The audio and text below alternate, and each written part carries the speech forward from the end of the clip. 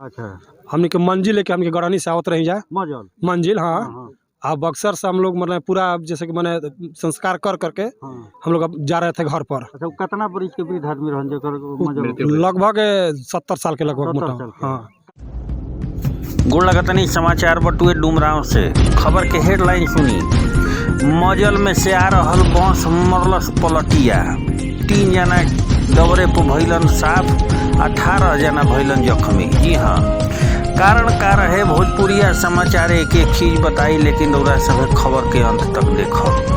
प्रत्यक्षदर्शी का कहता रे वो बस में सवार जब पलटिया जौन बस मरले बिया में सवार लोग का कहता रे, आ साथे साथ थानेदार का कहता रे।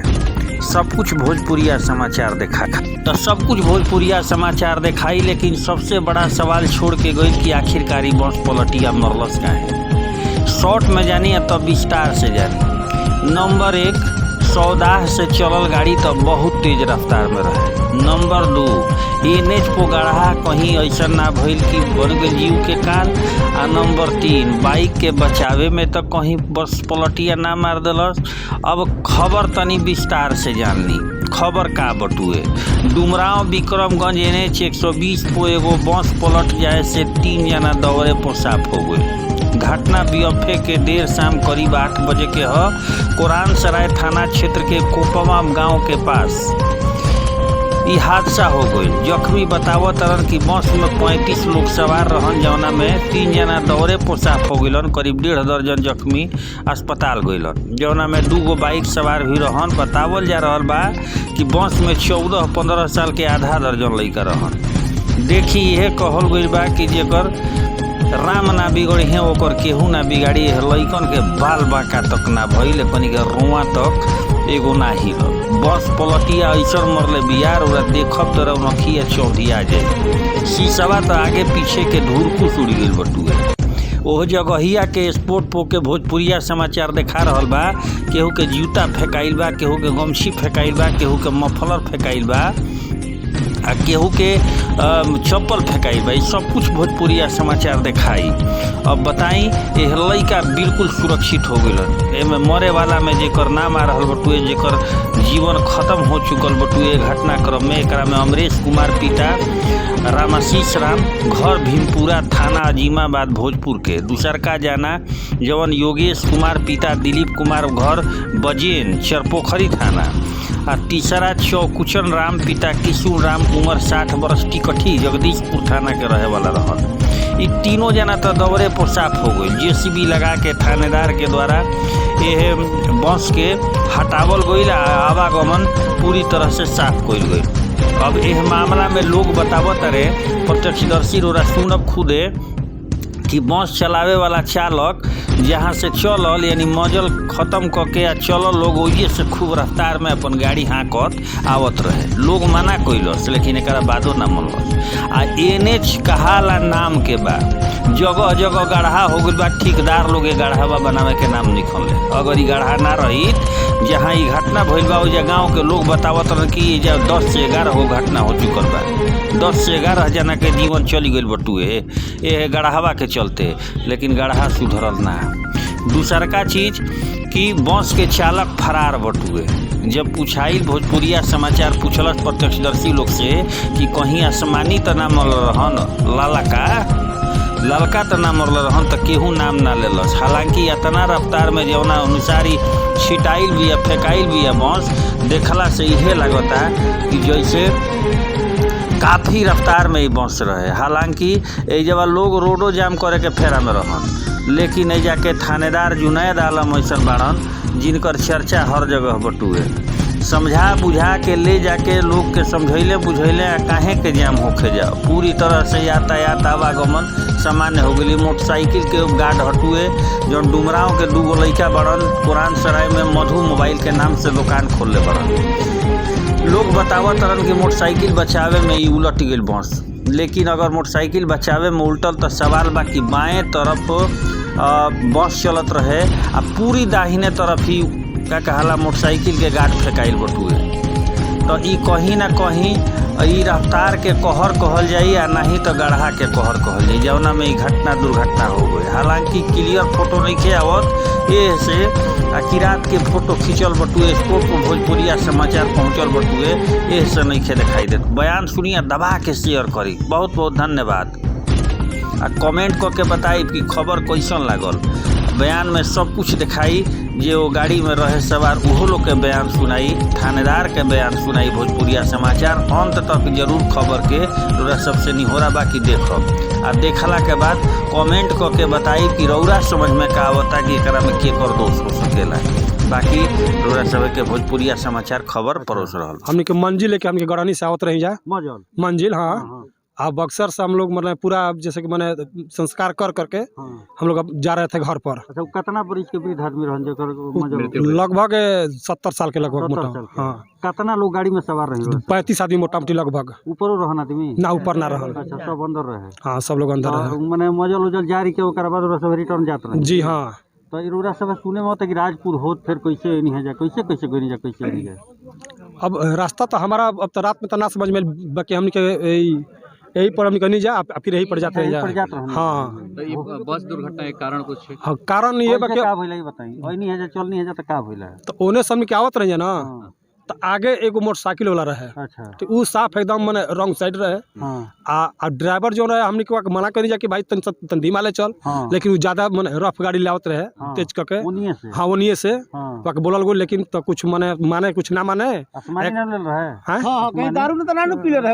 अभी ई तो हमने की जाना, लेकिन ई हमारा ना पता। लेकिन जब रोड जो बा गढ़ा के वजह से गाड़ी जो गढ़ा में गिरल, आ गढ़ा गिर के चल के ओकर हैंडल जोन बा ओकर संभार ना भइल, अनबैलेंस हो गइल। एकरा भइला के बाद में गाड़ी में मोरा गेल, एकरा बाद गाड़ी पलटी हो गइल। पलटल है तो रोरा सब क्वेश्चन लगल का लागल हटो घरी? बहुत बुरा लागल, बहुत लागल हो कि हमनियो के जान गइल। हां, एकदम। अब ये में कहां दूलर बा हमनी के कैसे कैसे हमरा ऊपर 3 आदमी रहन, दूगो बच्चा रहन हमरा पर। ये लोग हम अपन ऐसे आंख खाली सांस लेवे बा, अपन रुक करके दोनों बच्चा के मार शीशा मार के फोड़ के आ दोनों बच्चा के अपन निकलनी। हां, हमनिए में से कितना लोग के मृत्यु भइल बा? 3 आदमी के मृत्यु भइल बा। 3 आदमी कहां? 3 आदमी कहाँ का रहन हो? एगो हमारे बड़ी माँ के बेटा है। क्या नाम रहल है? अमरेश। उम्र कितना रहल उनका? उम्र लगभग 35 40 तक ले। अमरेश जो रहल हन कहाँ घर रहल उनका? भीमपुरा सर। भीमपुरा। एक लोग का जोगेश नाम बताया जा रहा है। हाँ, जोगेश। अच्छा, ये बताइए, वो हमारा भगीना है सर। भगीना है। तो ये दोनों के पिताजी का नाम बताइए। अमरेश के पिताजी का नाम था राम पूजन सर। अच्छा, घर सर भीमपुरा सर। ये कौन सा थाना पड़ता है? संदेश थाना। संदेश थाना। अच्छा, दूसरे का नाम क्या है? जोगेश सर। उसके पिताजी का नाम?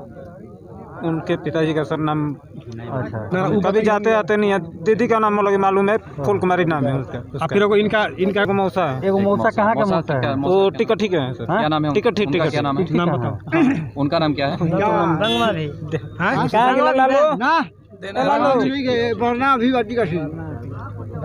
लालू कहाँ है?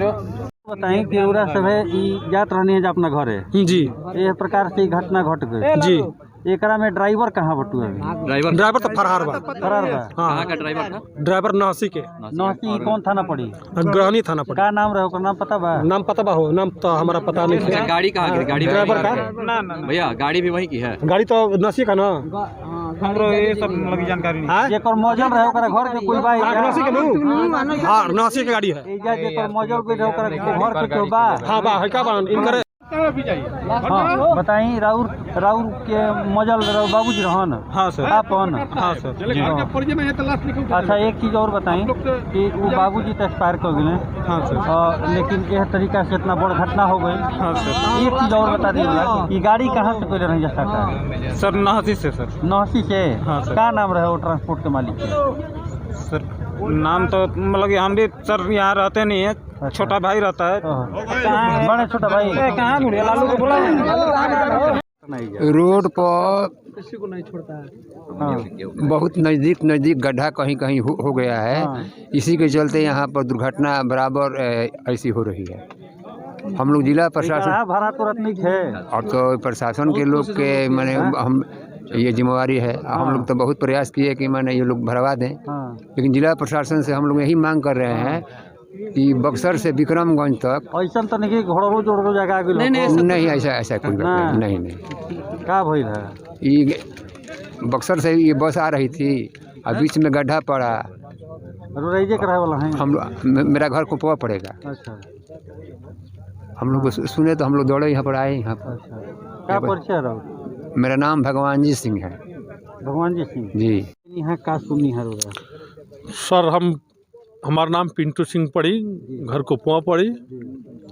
हम अपने दरवाजे पर रही तो मालूम चलल कि हमनी के बस स्टैंड कुपवा के महावीर मंदिर के आसपास में कोई गाड़ी पलटी मरलस। तो क्रम में हम दरवाजे पर से चलने जा कि मान ली कि बस पलटी मरले में भाई यात्री के बचावे खातिर पूरा माने साथ में 10 गो लड़कन के लेके अपन बोलेरो लेके हम पहुँचनी।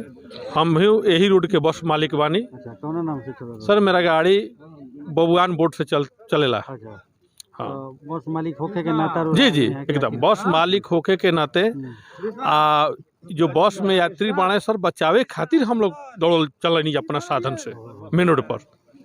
तो ऐनी जा तक कुछ लोग के निकाल के दवाई करावे के क्रम में डुमराव अनुमंडल अस्पताल भेजल गई।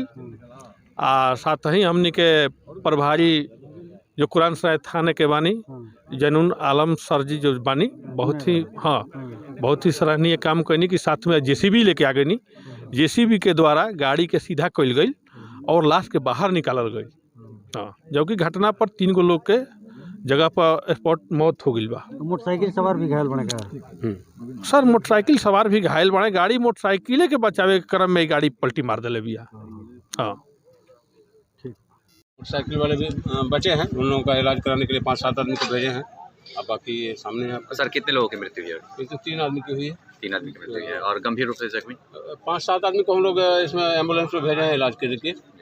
को बजे की घटना है? घटना जस्ट इससे आधा घंटा पहले 7:30 बजे।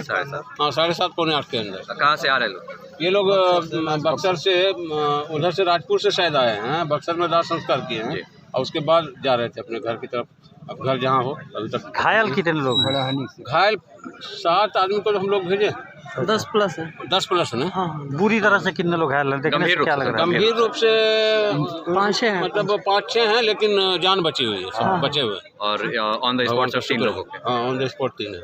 चलिए, रोड पर गड्ढे के चलते है। बहुत दुखद घटना है और ये हम लोग को पता चला कि दाह संस्कार करके बक्सर से आ रहे थे और गढ़नी जाना था इन लोगों को। और उसी में रोड पे NH 120 पे कोई गाड़ी बचाने के चक्कर में ये पलट गई और मैं स्पॉट डेथ हो गए 3 आदमी। और जितने लोग थे घायल उसको जल्दी हम लोग भी स्पॉट पे तुरंत पहुंच गए।